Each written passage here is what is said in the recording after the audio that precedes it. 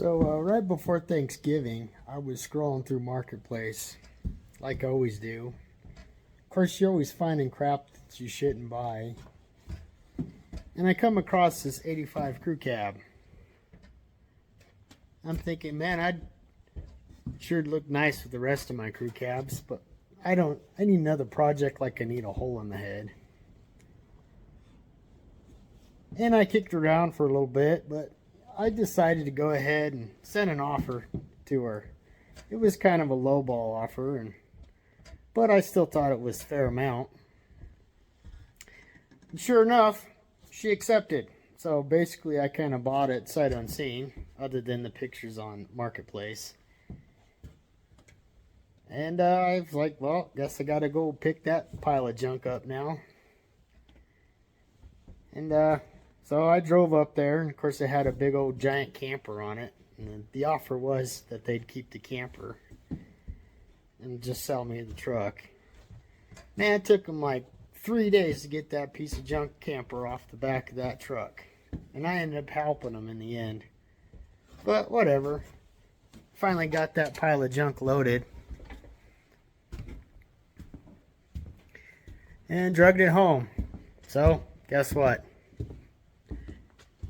Now I got another pile in my shop. There it is. 85 F350 crew cab. So the plans of this thing: make it four-wheel drive. It has the 460 in it, which I'll probably just leave it in there for now. Put a ZF 5-speed swap. Put a Dana 60 front axle under it. Chop the frame. Put a short bed on it. Put a little bit of a mild lift with some 35-inch tires. I think that'd look pretty sweet. And then I don't know if I should change the color or leave it. What the hell did you buy now? Nothing, I swear. So the story behind this truck was this truck belonged to the brother of the lady I bought it from. He was using it as a camping rig. And it pretty much sat in the backyard for over 20 years. He passed away recently, and they dug it out of the backyard and decided to sell it. So this thing hasn't been running for over 20 years. Of course, I threw that Edelbrock on it to see if I can get it running. And I actually got it to pop off a few times, but because it's been sitting so long, the gas system in this thing is so jacked up, I pretty much had to remove the tanks, throw them away. I'm going to have to redo the whole fuel system on this thing. This guy had so much Mickey Mouse stuff on this truck.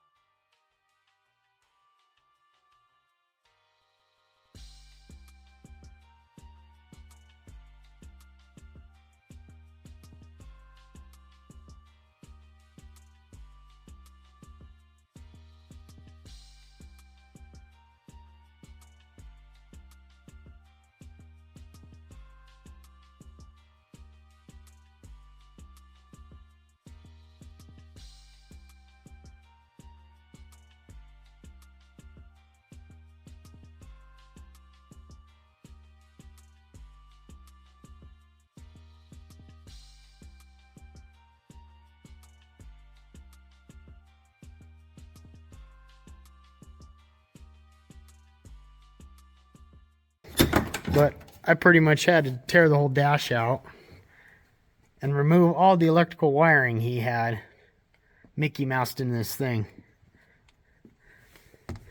The only cool thing I thought this truck had, it's called a brownie box.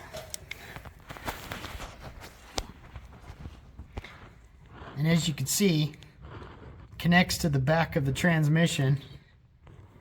It's basically like an overdrive unit. It has an underdrive a 1-to-1 gear and an overdrive, which I thought was pretty cool. It's kind of hard to find really any information on this thing on the internet. But that's pretty much it. So, fun fact about these bullnose trucks, they never made crew cabs from 80 to 82. They came out with the crew cab in 83. And they didn't offer it in dually until 85. Which, I don't know if this was a factory dually, but it had dually adapters on it. And maybe that's just how they did it back then, was just adapters. So this would be the 5th frame chop I've ever done. And the way I like to chop my frames is I like to draw 2 lines as far apart as I can. And to make this a short bed, I need to take 16 inches out of the frame. So I'll measure from this line 16 inches over, which is this line here. And from this line, 16 inches this way. And then I'll take a speed square, because this is a nice flat part of the frame, and measure halfway down the frame and take a nice straight edge and draw a line all the way across. And then as you can see, it makes a step. So when it comes back together, it'll be exactly 16 inches cut out. And the step helps keep the weld stronger. And then I also like to fish plate on the inside of the frames. But that's basically how I chop my frames. You could also add in extra plating on the outside, kind of like this truck over here has extra plating. Oh, you can't see it worth a lick. You can kind of see it.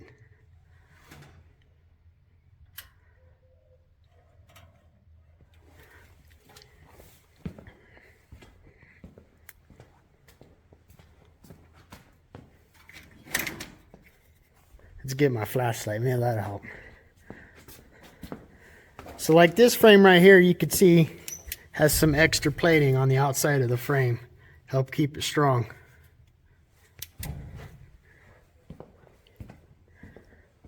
Of course, you don't want to be doing this with no cheap welder either. So the next video I attach will be probably me chopping the frame and welding it back together and setting the short box on it. So now you can see the section right here I cut out. Now I got to do the other side, and then I can weld it back together.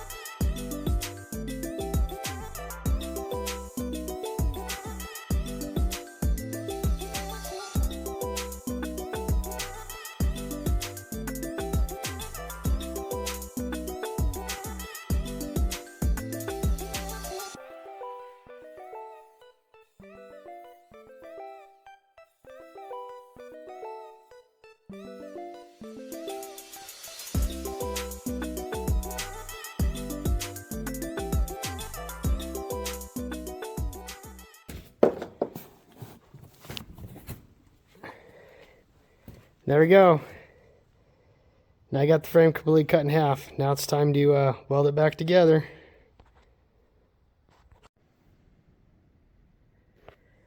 So now that I got the sections cut out, I roll the back half of the frame forward and take this ratchet strap so I can pull the two together real nice and tight.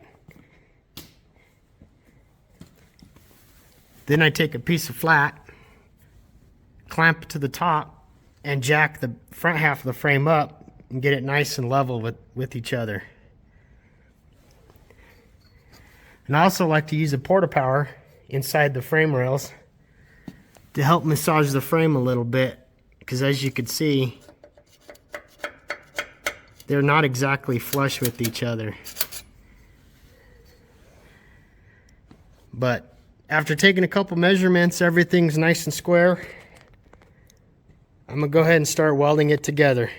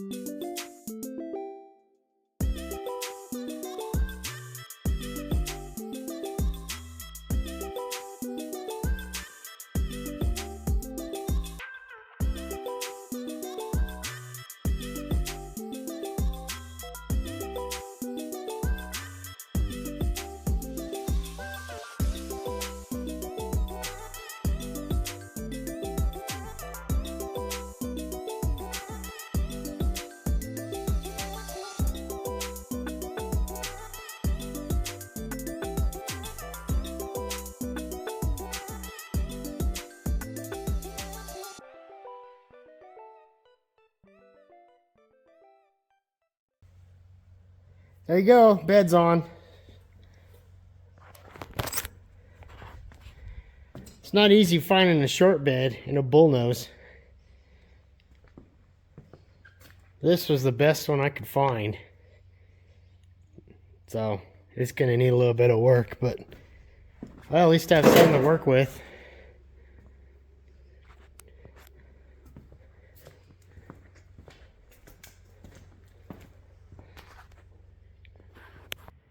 Now that we got the frame chop done and the bed put on, the next step will be a four-wheel drive conversion. So we'll be digging out a Dana 60 out of my axle pile and putting that under there. So if you want to see that, stay tuned, because hopefully that'll be next video.